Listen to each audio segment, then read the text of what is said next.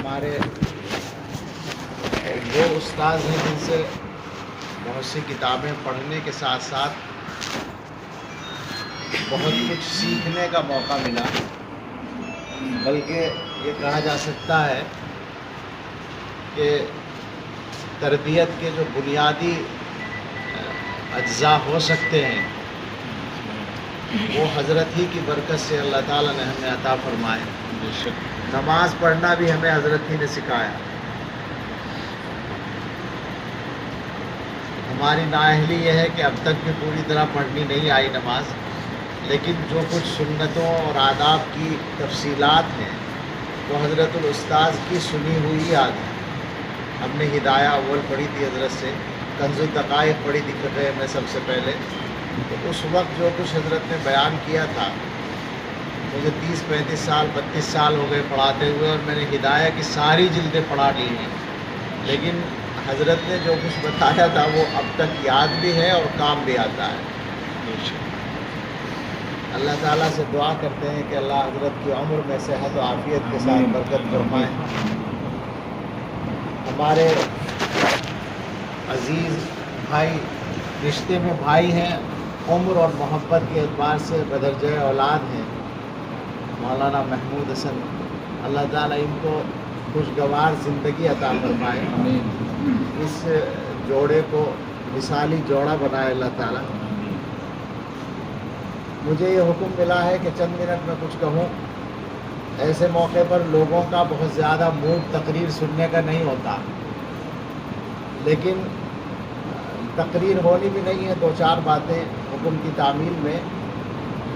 البتہ ایسے مواقع پر بعض مرتبہ کوئی بات آدمی کی سمجھ میں آ جاتی ہے، فائدہ ہوتا ہے۔ ہمارا جو دین ہے وہ دنیا کا سب سے خوبصورت مذہب ہے۔ زندگی کے کسی بھی کام کو اچھے سے اچھا بنانے کا راستہ ہمارے مذہب میں موجود ہے۔ نکاح کو دنیا کے اندر ایک جسمانی ضرورت کا کام سمجھا جاتا ہے، اور برتاؤ بھی نکاح کے ساتھ لوگ ایسا ہی کرتے ہیں، یعنی دنیاوی ضرورتوں اور تقاضوں کو سامنے رکھ کر رشتہ تلاش کرتے ہیں، اور اس رشتے کو باقی رکھنے کے سلسلے میں بھی دنیاوی ضرورتیں ہی سامنے رہتی ہیں۔ کتنے ہی گھر اجڑ رہے ہیں صرف اس لالچ میں کہ سسرال سے کم ملا ہے یا زیادہ ملا ہے، جتنا ملنا چاہیے تھا نہیں ملا ہے۔ یہ بات ہے، یہ گویا دنیا کا وہ مزاج ہے جس نے تباہ کیا ہے دنیا کو، اور بنیادی غلطی یہ ہے کہ نکاح کو خالص جسمانی ضرورت کا ایک کام اور دنیا کی ضرورت کا ایک کام سمجھ لیا ہے۔ اللہ تعالیٰ نے اپنے کلام پاک میں عجیب انداز میں اس نعمت کا ذکر کیا ہے۔ جس جگہ اللہ نے اپنی بڑی بڑی نشانیوں کا تذکرہ کیا ہے، زمین و آسمان کی پیدائش کا تذکرہ کیا ہے، وہاں اسی ذیل میں یہ بیان ہے کہ اللہ کی ایک نشانی یہ ہے کہ تمہارے لیے تمہارے اندر ہی سے جوڑے بنا دیے۔ قرآن کے بیان کا کوئی جواب تو ہو ہی نہیں سکتا دنیا میں۔ اللہ تعالیٰ نے 3 لفظ ارشاد فرمائے ہیں۔ پہلے لفظ میں مقصد بتایا، لِتَسْكُنُوا إِلَيْهَا، جوڑے جو بنائے ہیں، بیویاں جو بنائی ہیں سکون حاصل کرنے کے لیے۔ تو انسان کی عقل کو کام کرنا چاہیے کہ سکون حاصل کرنا کس طریقے سے ممکن ہے۔ اس کے لیے ظاہر ہے کہ انسان کو سنت کے مطابق زندگی گزارنے کی ضرورت ہے۔ سنت کا مطلب کیا ہے؟ دنیا کے سب سے شاندار اور خوبصورت انسان کی زندگی کا نمونہ۔ سنت کا لفظ ہم لوگ بولتے ہیں نا تو بہت سے لوگ سمجھتے ہیں کہ بھئی ہر وقت جو ہے تسبیح ہاتھ میں لینی پڑے گی، نہ بیوی کے ساتھ خوش کلامی ہوگی، نہ کوئی مزہ لینا ہوگا، کچھ بھی نہیں ہوگا۔ یہ نہیں ہے۔ حضرت محمد صلی اللہ تعالیٰ علیہ وسلم جیسا انسان دنیا نے نہیں دیکھا، اور آپ جیسا زندگی گزارنے کا طریقہ بھی دنیا نے نہیں دیکھا۔ تو حضور نے جس طرح زندگی گزاری اس میں یہ والا جو مقصد ہے لِتَسْكُنُوا إِلَيْهَا پورے طور پر آیا سامنے۔ سکون شوہر کو بھی، بیوی کو بھی، اور دنیا والوں کو بھی۔ یہ تو مقصد ہے. اور اس کے بعد اللہ نے دو نعمتوں کا اور تذکرہ کیا. وَجَعَلَ بَيْنَكُمْ مَوَدَّةً وَرَحْمَةً، اللہ نے تمہارے درمیان محبت پیدا کر دی اور رحمت، مہربانی، خیر خواہی پیدا کر دی. یہ اللہ تعالیٰ کی طرف سے خاص انتظام ہے دنیا کو چلانے کا، کہ وہ ایک لڑکا اور ایک لڑکی جن کا عام طور پر اس سے پہلے ایک دوسرے کو دیکھنے کا بھی اتفاق نہیں ہوتا، اکثر و بیشتر رشتہ داری نہ ہو تو کبھی دیکھا نہیں ہوتا، لڑکے نے لڑکی کو، لڑکی نے لڑکے کو، کوئی ملاقات نہیں ہوتی. مگر پہلی ملاقات میں اللہ تعالیٰ کی طرف سے دونوں کے لیے ایک دوسرے کے دل میں محبت ڈال دی جاتی ہے. یہ انتظام ہے اللہ تعالیٰ کا دنیا کو ٹھیک چلانے کا، اور اسی کے ساتھ خیر خواہی ڈال دی جاتی ہے.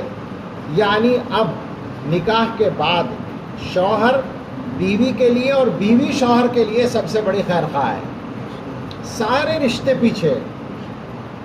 مجھے یاد آیا ایک جگہ کسی یونیورسٹی کے پروفیسر صاحب نے، ان کی جو اسٹوڈنٹس تھیں وہ لڑکیاں تھیں، ان کو یہ بات سمجھانی چاہیے کہ شوہر اصل ہے رشتوں میں.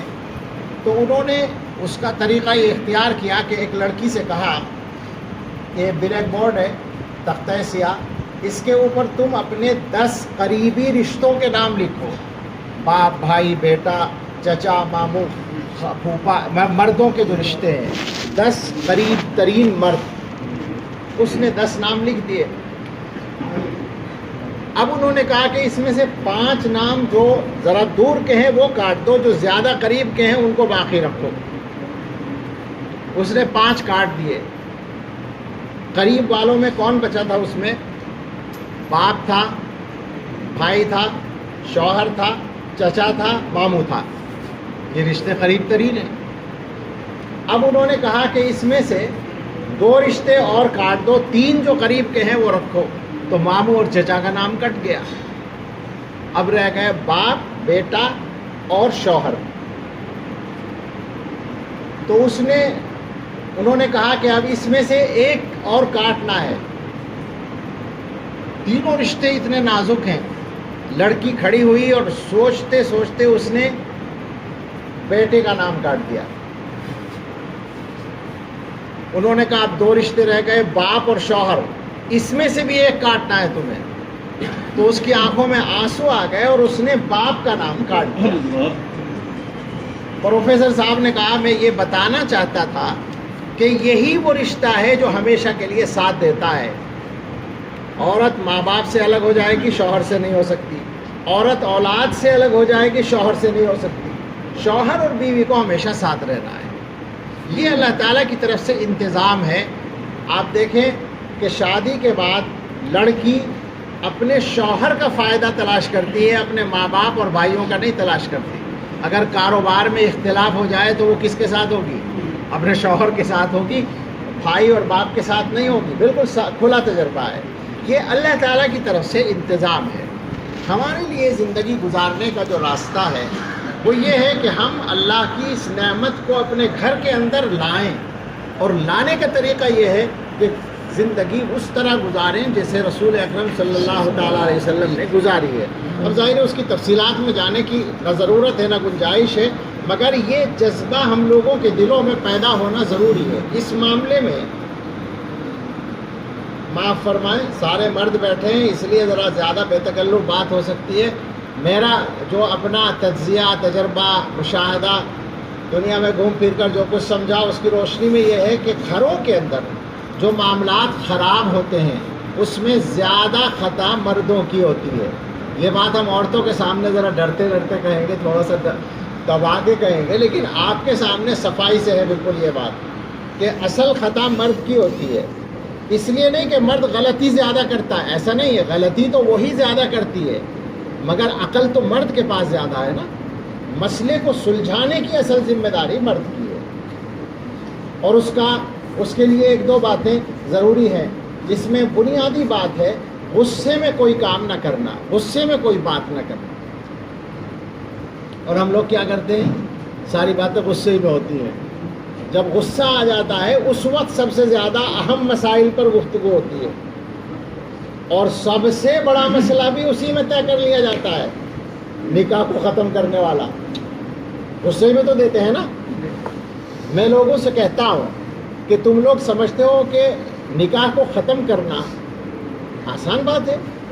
کم سے کم یوں غور کرو کہ کم سے کم طلاق جس کو ہم کہتے ہیں وہ نام ہے اس بات کا کہ وہ نکاح جس کے کرنے میں تقریباً سال بھر لگا تھا، ہم نے خاندان تلاش کیا، رشتہ تلاش کیا، لڑکی کے بارے میں معلومات کی، لڑکی کیسی ہے، خوبصورت ہے، پڑھی لکھی ہے، سلیقہ مند ہے، اس کے گھر والے کیسے ہیں، ماں باپ کا معاملہ کیسا ہے، خاندان کے ساری معلومات کی۔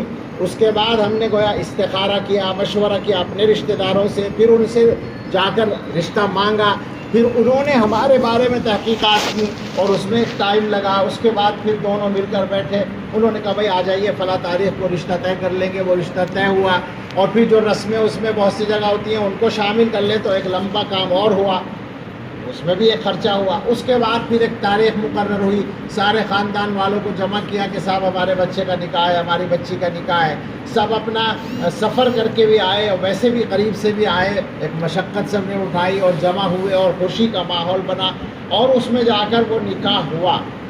اس نکاح کو ختم کرنے کا نام ہے طلاق۔ تو کم سے کم اتنا وقت تو لگنا ہی چاہیے جتنا ہونے میں ہوا لگا تھا، جتنا کسی چیز کے بننے میں لگا تھا۔ غور کرنا چاہیے آدمی کو کہ اتنا ہی شریعت پہ عمل کریں گے تو وہی طریقہ بھی ہے، اتنا ہی ٹائم لگے گا شریعت کے مطابق اگر چلیں۔ لوگوں نے طلاق کو گالی سمجھ لیا۔ طلاق گالی نہیں ہے، طلاق ایک بہت سنجیدہ فیصلہ ہے، اور سنجیدہ فیصلے غصے میں نہیں کیے جاتے۔ غصے میں گالی دیتا ہے بدتمیز آدمی جو ہوتا ہے، طلاق گالی کا نام نہیں ہے، اس کو اچھی طرح سے سمجھنا ہے۔ اصل مسئلہ، اصل جو میں اس پر بات نہیں کرنا چاہتا تھا، اصل تو یہ کہنا تھا کہ غصے میں معاملہ نہ کریں۔ ہوتا تو ہے تکلف، لیکن چونکہ محمود میاں میرے بھائی ہیں چھوٹے، اور یہی موقع ہے، ہر موقع ہوتا نہیں بات کہنے کا، حضرت بھی موجود ہے اس لیے اور تکلف ہو رہا ہے، لیکن میں اپنے دو تجربے بتاتا ہوں فائدے کے لیے۔ میرے ذہن میں کہاں سے آئے اللہ جانے، لیکن میری شادی ہوئی تو میں نے اپنی اہلیہ سے پہلی ملاقات میں ایک معاہدہ کیا، اور وہ یہ تھا کہ زندگی گزرے گی، شکایتیں مجھے بھی تم سے ہو سکتی ہیں اور تمہیں مجھ سے ہو سکتی ہیں، تو ہم دونوں ایک بات طے کر لیں، مجھ سے شکایت ہو تو تم میرے گھر والوں سے مت کہنا، اور مجھے تم سے شکایت ہوگی تو میں تمہارے گھر والوں سے نہیں کہوں گا۔ کیا خیال ہے؟ ٹھیک تھا معاہدہ؟ بگاڑ کہاں سے آتا ہے؟ یہیں سے ہوتا ہے۔ شوہر بیوی کے گھر والوں سے شکایت کرتا ہے، ان کی غیرت جاگتی ہے، انہیں غصہ آتا ہے۔ بیوی شوہر کے گھر والوں سے، ساس سے اور دوسروں سے جھگڑتی ہے۔ اگر دونوں آپس کے معاملات کو آپس میں نمٹانا طے کر لیں، ایک بات، اور ایک بات پر اور عمل ہوا ہمارا، صراحتاً معاہدہ نہیں ہوا تھا، آتا ہے غصہ مجھے بھی آتا ہے، کبھی اس کو بھی آتا ہے، تو ہم نے عمل یہ کر رکھا ہے کہ اگر مجھے غصہ آئے تو اس وقت میں وہ زیادہ نہیں بولے گی، نظر انداز کرے، اسے آئے تو میں اس وقت میں سرنڈر کر جاتا ہوں۔ فائدہ یہ ہے کہ ہماری شادی کو شاید 25-26 سال ہو گئے ہیں، کبھی الحمدللہ آدھا گھنٹہ بھی ایسا نہیں گزرا کہ ہم دونوں کے درمیان گرانی ہو، کوئی ناگواری ہو کہ وہ روٹھی بیٹھی ہے یا میں روٹھا بیٹھا ہوں، ایسا آج تک نہیں ہوا لگتا۔ تو زندگی گزارنے یہ کوئی بہت بڑی کرامت نہیں ہے، کوئی بڑا کمال نہیں ہے، ذرا سا ایک چیز کو پکڑ لینے کا فائدہ ہے، اور یہی بزرگوں کی برکت ہے۔ تو یہ کیا جائے کہ سنت کے مطابق زندگی گزاری جائے۔ ہم لوگ سنت کے مطابق زندگی گزارنا نہیں جانتے۔ ایک واقعہ سنا کر بات ختم کرنی چاہیے۔ ہمارے حضرت پیر صاحب دامت برکاتہم نے سنایا، ان کے مریدین میں ایک جوڑا تھا، لڑکا اور لڑکی، جوان تھے وہ لوگ، 3-4 سال ہوئے تھے شادی کو، مالدار بھی تھے اور پڑھے لکھے بھی تھے۔ ایک دن وہ دونوں آئے اور انہوں نے آ کر یہ بتایا کہ حضرت ہمارے درمیان بگاڑ چل رہا ہے، اور ہم دونوں غور کر کے اس نتیجے پر پہنچے ہیں کہ اب ہم ساتھ نہیں رہ سکتے، تو ہم نے یہ طے کیا ہے کہ ہم 6 مہینے بعد الگ ہو جائیں گے۔ پہلا کام تو آپ یہی دیکھیں کہ سمجھداری کی بات یہ نہیں ہے کہ طلاق دے کر آئے ہوں مسئلہ پوچھنے کے لیے، بلکہ 6 مہینے بعد کا ارادہ کیا ہے علیحدہ ہونے کا۔ اور آپ سے بتا رہے ہیں اس لیے کہ میرے بھی آپ شیخ ہیں، بیوی کے بھی شیخ ہیں، ہم سے کوئی غلطی نہ ہو جائے۔ ابھی ہم نے والدین کو بھی نہیں بتایا ہے، پہلے آپ کو بتایا ہے۔ اللہ نے ان کو عجیب صلاحیت دی ہے معاملات کو ٹھیک کرنے کی۔ تو حضرت نے دونوں سے الگ الگ بات کی، بیوی پردے میں تھی، اس سے بھی پوچھا، اس سے بھی پوچھا کیا بات ہے، سمجھ گئے۔ اس کے بعد دونوں کو بٹھایا، مسئلہ کیا سمجھ میں آیا؟ مسئلہ یہ تھا جو عام طور پر ہوتا ہے کہ شوہر کا کاروبار ٹھیک نہیں چل رہا تھا۔ اب عام طور پر یہ ہوتا ہے کہ جب کاروبار ٹھیک نہیں ہوتا تو باہر سے آدمی الجھا ہوا آتا ہے، بوجھ لے کر آتا ہے، اور وہ گھر میں داخل ہوتا ہے تو بیوی بیچاری اس کے انتظار میں بیٹھی ہے، اس کے پاس کچھ الگ بوجھ ہوتے ہیں۔ اس نے کہا تھا کہ وہ سبزی بھیج دینا، وہ بھول گئے تھے، گوشت کو کہا تھا وہ بھول گئے تھے، فلاں کام کو کہا تھا وہ بھول گئے تھے، تو وہ تیار رہتی ہے اس کے پاس لسٹ۔ سب کے گھروں کا تجربہ ہے، اور شوہر جتنے بھی ہوں میرے سمیت سب بھولتے ہیں۔ میں اپنے بارے میں بھی کہتا ہوں، بتائیے ایمانداری سے آپ نہیں بھولتے گھر کے کام؟ گھر والے کہتے ہیں آپ باہر جا رہے ہیں، ذرا فلاں فلاں چیز بھیجنی ہے، 10 مہمانوں کی تو دعوت کر دی کہ بھائی کھانے پہ 10 مہمان ہیں، اس نے کہہ رکھا ہے فلاں فلاں چیز بھیج دینا، 2 گھنٹے بعد آ کہ ارے بھائی میں تو میٹنگ میں چلا گیا تھا، بالکل بھول گیا۔ اب وہ کہاں سے بنا؟ تو یہ ہوتا ہے۔ تو شوہر گھر میں آتا تھا بوجھ کے ساتھ، اور بیوی اپنے معاملات لے کے بیٹھتی تھی، تو فوراً ان کے درمیان تیز گفتگو ہو جاتی تھی روزانہ۔ اس وجہ سے معاملہ خراب تھا، اور وہ یہ سمجھ رہے تھے کہ شاید ہمارا مزاج نہیں ملتا، لہذا ہمیں الگ ہو جانا چاہیے۔ حضرت نے ان سے فرمایا کہ 6 مہینے کے بعد آپ کا جو فیصلہ کرنے کا ارادہ ہو آپ کو اختیار ہے، میں اس میں دخل نہیں دیتا، لیکن میری ایک چھوٹی سی بات ہے، وہ آپ لوگ اس پہ عمل کر لیں، اور بس وہ سنت کا ایک کام ہے اور کچھ نہیں ہے۔ کہا کیا؟ تو حضرت نے فرمایا کہ شوہر کے لیے تو یہ ہدایت ہے کہ آپ جب گھر میں آئیں تو باہر کے غم باہر چھوڑ کے آیا کریں۔ بھائی دکان کا، کاروبار کا جو بھی معاملہ ہے اسے بیوی سے تو حل ہونا نہیں ہے، باہر ہی حل ہونا ہے، تو باہر اندر داخل ہونے سے پہلے موڈ ٹھیک کر لیا کرو اپنا، اور سلام کر کے اندر داخل ہو جاؤ، بس اتنا ہی کام ہے۔ یہ سلام کرنے کا قصہ بھی بہت بڑھیا ہے۔ وہاں بلند شہر کے علاقے میں پٹھانوں کی بستیاں ہیں، 12 بستی کہلاتی ہیں، تو اس میں امام صاحب مسجد میں کتاب پڑھ رہے تھے، اس میں یہ آیا کہ جب گھر میں داخل ہو تو سلام کرو، تو ایک خان صاحب بولے کہ ہو میں اسے سلام کروں گا وہ تو سر پہ چڑھ جائے گی۔ یہ عام وہ ہے۔ تو حضرت نے فرمایا کہ آپ شوہر تو بس اتنا کرے کہ اپنا بوجھ باہر چھوڑے اور سلام کر کے اندر داخل ہو، اور بیوی سے کہا کہ آپ اتنا کریں کہ جب شوہر آئے تو خوشی سے، ہنسی خوشی کے ساتھ استقبال کر لو، سلام کا جواب دے دو، اور ضرورت پوچھ لو کہ کچھ پانی چاہیے، کوئی اور چیز چاہیے، اپنے کام فوراً بتانا نہ شروع کرو۔ جب وہ بیٹھ جائے اطمینان سے، اس کے بعد جو چاہے کرو، پھر مرضی ہے۔ تو وہ دونوں کہنے لگے کہ یہ تو کوئی مشکل کام نہیں ہے، تو ہم کر لیں گے۔ حضرت نے کہا بس میری طرف سے اتنا ہی مطالبہ ہے۔ 1 ہفتے کے بعد وہ آئے اور انہوں نے کہا کہ ہماری سمجھ میں آ گئی بات، اب ہمارا ارادہ بدل گیا، اب ہم رہیں گے ساتھ انشاءاللہ۔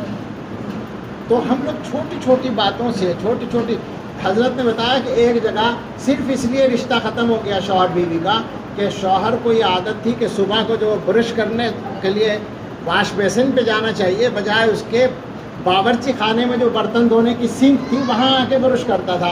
بیوی کہتی تھی یہ برتن دھونے کی جگہ ہے، برش کرنے کی جگہ تھوڑی ہے، اسی پہ لڑائی ہو گئی اور معاملہ ختم۔ تو چھوٹی چھوٹی باتیں ہیں جن سے معاملات خراب ہوتے ہیں۔ رسول اللہ صلی اللہ تعالیٰ علیہ وسلم نے ہمارے سامنے جو نمونہ چھوڑا ہے وہ اتنا شاندار نمونہ ہے۔ حضور نے، آپ خود سوچیں کہ ساری دنیا کے سردار ہیں، اور وہ جو آپ کی بیویاں ہیں ان کے لیے بھی آپ پیغمبر ہیں، مگر شوہر بھی ہیں، لہٰذا بیویوں نے مطالبہ کر دیا خرچہ بڑھانے کا۔ آپ کو تھوڑی سی گرانی تو ہوئی، مگر ایسا نہیں ہوا کہ آپ نے ان کو چھوڑ دیا۔ حضور نے یہ سمجھا کہ یہی وہ بیویاں ہیں جو تنگی ترشی میں میرا ساتھ دیتی ہیں، فاقے کرنے میں میرا ساتھ دیتی ہیں۔ لہٰذا یہ ان کا ایک فطری مطالبہ ہے، اللہ تعالیٰ کے حکم کے مطابق آپ نے اس کو حل کر لیا، اور رسول اللہ صلی اللہ تعالیٰ علیہ وسلم سے بڑا کیا ان جیسا کوئی انسان، ان جیسا کوئی اللہ کا مقرب بندہ ممکن نہیں ہونا۔ اگر ہم ہیں، ہم یہ سمجھ رہے ہیں کہ ہم صاحب بہت بڑے مولانا صاحب ہیں یا صوفی صاحب ہیں یا پیر صاحب ہیں، لہٰذا بیوی سے ڈھنگ سے بات ہی نہ کریں، اس کا کیا مطلب ہوگا؟ حضور صلی اللہ علیہ وسلم تو مذاق کیا کرتے تھے بیویوں سے، اپنی ازواج مطہرات سے مذاق کرتے تھے، ہنسی کرتے تھے، ان کے ساتھ دوڑ بھی آپ نے لگائی ہے۔ تو سوچنے کی بات ہے، بیوی کو کچھ نہیں چاہیے، ہلکی سی توجہ آپ کی چاہیے، اس کے علاوہ ہمارے حضرت سناتے ہیں ان کو مطالعہ کرنے کی بہت عادت ہے اور ان کے کتابیں شروع سے بہت ہیں۔ وہ فرماتے ہیں کہ شروع میں شادی کے بعد ایسا ہوا کہ میں مطالعہ کر رہا ہوں، بیوی آئیں، انہوں نے کوئی بات کی، ہم نے کتاب پر نظر رکھی اور ہوں ہاں کرتے رہے، وہ 2-4 منٹ اپنی سناتی رہیں اور ہم ہوں ہاں کر کے ان کو ٹالتے رہے۔ کچھ دنوں کے بعد اہلیہ نے ایک دن کہا کہ وہ بھی بہت بڑے آدمی کی بیٹی ہیں، انہوں نے کہا کہ ایسی عورت کے بارے میں آپ کا کیا خیال ہے جس کی 10,000 سوگنے ہوں؟ وہ کتابیں جو رکھی تھی، بس یہ اتنا کہا اور کچھ نہیں۔ حضرت کہتے ہیں کہ ہماری سمجھ میں بات آ گئی، ہم نے اسی دن سے طریقہ بدل دیا، مطالعہ کر رہے ہیں، اہلیہ آئیں، کتاب بند، ہاں بھائی بتائیے کیا بات ہے۔ اب عورت کی بات 5 منٹ میں پوری ہو جاتی ہے، توجہ سے آپ نے سن لی، وہ خوش ہو گئی، بات ختم ہو گئی۔ ہمارے یہاں کیا ہوتا ہے، گھر میں آتے ہیں، عورت بات کرنا شروع کرتی ہے، میں نہیں سمجھتا کہ کوئی بھی اس سے الگ نکلے گا، آدھی بات سن کر ہم کہتے ہیں بس ہو گیا، میں سمجھ گیا، سمجھدار تو بہت ہوتے ہیں نا، اس کی آدھی سن کر سمجھ جاتے ہیں اور اس کو روکتے ہیں، اس کی بھڑاس پوری نہیں نکلی، وہ ناراض ہوتی ہے، اسی میں بات بڑھ جاتی ہے۔ خیر یہ تفصیلات ہیں، صرف یہ عرض کرنا ہے کہ نکاح اللہ تعالیٰ کی ایک نعمت ہے، اور سنت کے مطابق زندگی گزارنا یہ اس نکاح کو پائیدار اور پختہ رکھنے کا ایک ذریعہ ہے۔ ہم سب لوگ اپنی زندگی میں اس کا اہتمام کریں، اور تمام لوگ یہ ذہن میں رکھیں کہ نکاح جو ہوتا ہے وہ صرف دنیا کے لیے نہیں ہوتا۔ عجیب بات ہے، ہماری شریعت کا حسن یہ ہے، علماء نے لکھا ہے، کتابوں میں صاف موجود ہے کہ 2 عبادتیں ایسی ہیں جو جنت تک جائیں گی۔ جنت میں نماز نہیں ہوگی، روزہ نہیں ہوگا، زکوٰۃ نہیں ہوگی، حج نہیں ہوگا، کچھ بھی ان میں سے بڑی عبادتوں میں سے کچھ نہیں ہوگا، لیکن علماء نے فرمایا 2 چیزیں ایسی ہیں جو جنت میں جائیں گی، ایک ایمان اور ایک نکاح۔ تو یہ نکاح اتنی بڑی نعمت ہے اللہ تعالیٰ کی۔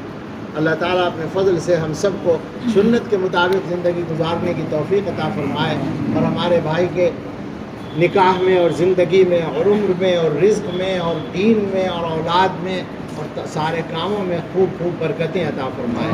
آمین۔ آخر دعوانا الحمدللہ رب العالمین۔